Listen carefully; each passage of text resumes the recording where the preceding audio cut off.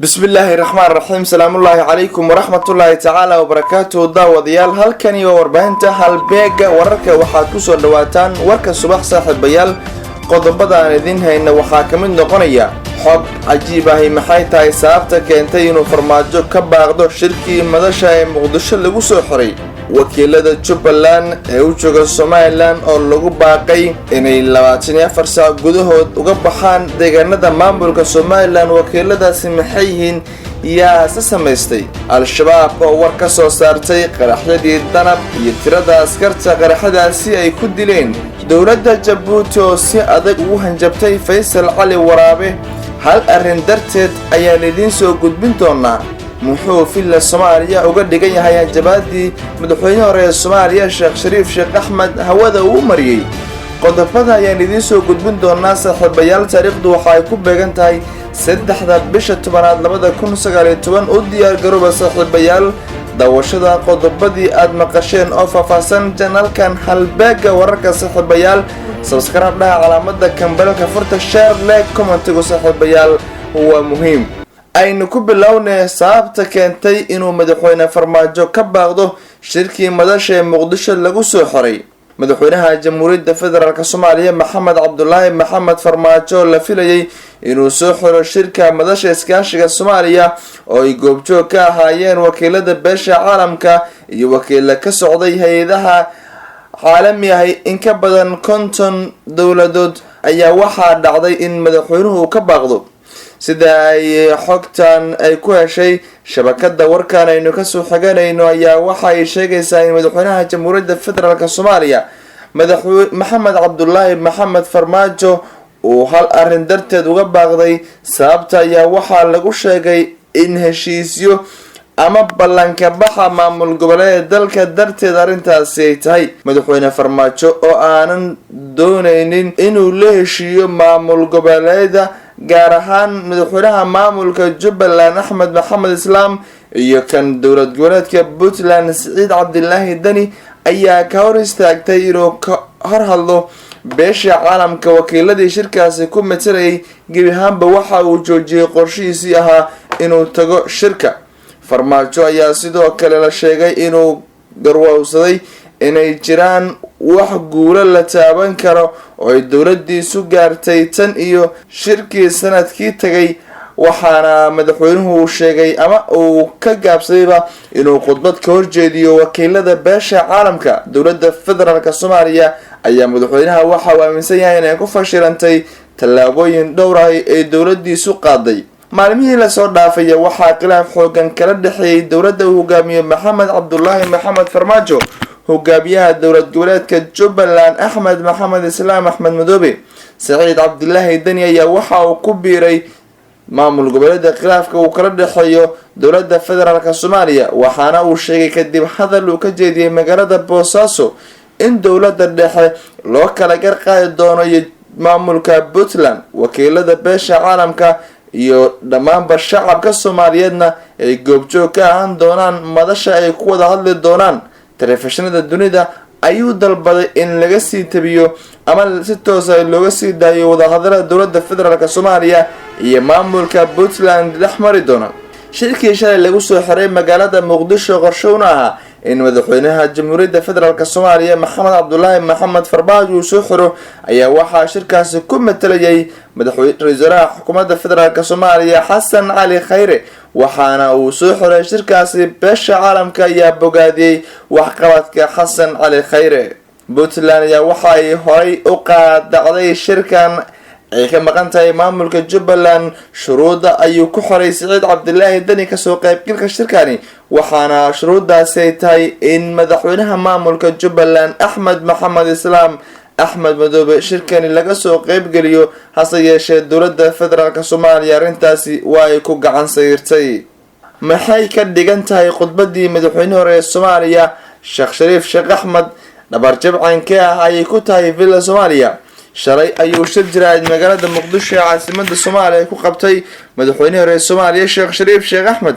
waxaana uu ugu goodiyay madaxda haatan hogaaminaysa talada dalka Soomaaliya. Sheekh Shariif Sheekh Axmed ayaa waxa uu sheegay in lagu guul daraystay hagabka dalkani loo maamulayo waxa uuna sheegay in dalkani kusii dhacayo wadahaadanahayna loo baahan yahay dalkan inay badbaadiyaan madaxdii horey usoo maray iyo shacabka soomaaliyeed. sheekh shariif sheekh axmed madaxweynaha hore ee soomaaliya ayaa maalmihii lasoo dhaafay waxa uu loolan adag kala dhexeeyey madaxda dowladda federaalk soomaaliya. khilaafkana waxa uu soo ifbaxay tan iyo markii sheekh shariif loo diiday inuu tago magaalada Kismaayo lagana hor istaagay inuu ka duro garoonka diyaaradaha ee magaalada Muqdisho. tan iyo xilligaasi waxaa magaalada Muqdisho ka socday isbahaysi siyaasadeed oo ay samaysanayeen madaxdii hore dalka usoo martay iyo xisbiyadii dalka ama xisbiyada dalka ka jira, waxaana ay soo saarayeen go'aan ka dhanahay dowladda federaalk Soomaaliya. salaatu wasalaam rasuul baad waa mahadsantihiin saxaafadda sharafta leh waan kaga mahadcelinaynaa dadaalkiina iyo dulqaadkiina. sida afayeenka oo sheegaba shirkaanu waxa looga hadlayay xaaladda dalka iyo gaar ahaan shirka hadda xalana ka socda. sida wada ogtihiin dalkan dowladnimada hadda socota burburkii kadib dad Soomaaliyeed oo waxgarada ay isu tagay waxay soo qaateen nidaam federaal. annaga intii aan joogna meesha cidna nama weydiin federaal ma rabtiin ma rabtiin lama dhihin, laakiin waxaan ku khasbanay inaan hogaansano wixii dadku ku soo heshiiyeen Soomaalidu ku soo heshiiyeen. haddii la rabo marka in laga guuro nidaamka federaalka waa in haddana lagu heshiiyaa. waxyaabaha marka aan ka walaacsanahay oo aadka aan uga soo horjeedno in sharcigana la jibiyo federaalkana la dumiyo. waxaana u aragnaa taas inay horseedayso burbur dowladeed. waxa dowlad lagu yahay waa dastuurka, waxa la rabo in la wada ilaaliyana waa kaas. qolada ugu horeyso aan rabno inay ilaaliyaan dastuurkana waa dowladda. dastuurku wuxuu siinayaa madaxda iyo dowladda inteeda kale iyo shacabka Soomaaliyeed xuquuq iyo waajibaad kala duwan. qolo kastana waxaa laga rabaa inay xuquuqdeedana fiirsato, waajibaadkeedana gudato. waxaan aaminsanahay marka arrintaas dowladdu inay aad uga gaabisay. waxaan aad uga xunnahay in halkan shir maamul goboleedyada iyo dowladda u dhaxeeya lagu qabto Soomaaliya dhexdeeda, maamul goboleedyada ay ka maqan yihiin. arrintaas waxay dhiiri gelinaysaa in dalku kala furfurmo. waxaana u aragnaa khatar soo waajahaysa dowladnimada Soomaaliya. sidaas darteed waxaan rabnaa inaan idiin sheegno inay habboon tahay. internationalku waa mahadsan yihiin, dadaal badan ay sameeyeen, laakiin annaga waxaan filaynaa inay dhiiri geliyaan wadajirka dadka Soomaaliyeed, wadajirka maamul goboleedyada, dadkana dowladdana lagu cadaadiyo inay ilaaliso sharciga. maadaama dad la soo aaminay shalay xil loo dhiiba aan ahayn inaan ka aamusno waxyaabaha khatarta, waxyaabaha khaladka dhacayana lama habboona.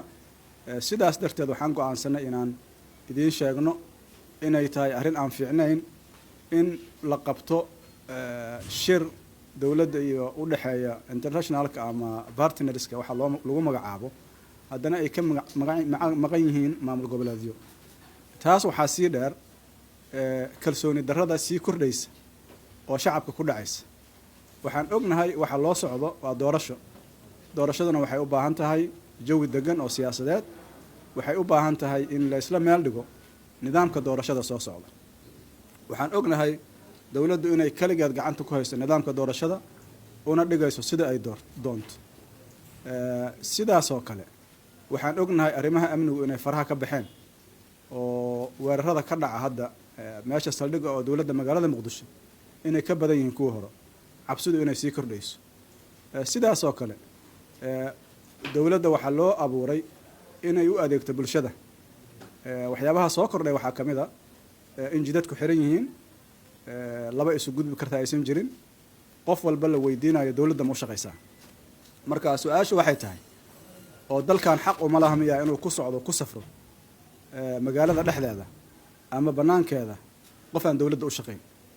arrintaas marka waxay saameyn ku yeelatay kala xiraashada magaalada. waxay ku yeelatay saameyn dhaqaalaha. waxa laga hadlayo waa dhaqaale muxuu ku yimaadaa, muxuu ku kordhaa. waa in badeecaduhu ay isu gudbi karaan, waa in dadku isu gudbi karo, waa in dhiirigelin ay jirto dadku inay wax soo saar u jeestaan. taasna waxaa saldhig u ah amni iyo cadaalad, labadiina ma jiraan. maxaan ku yidhaahdaa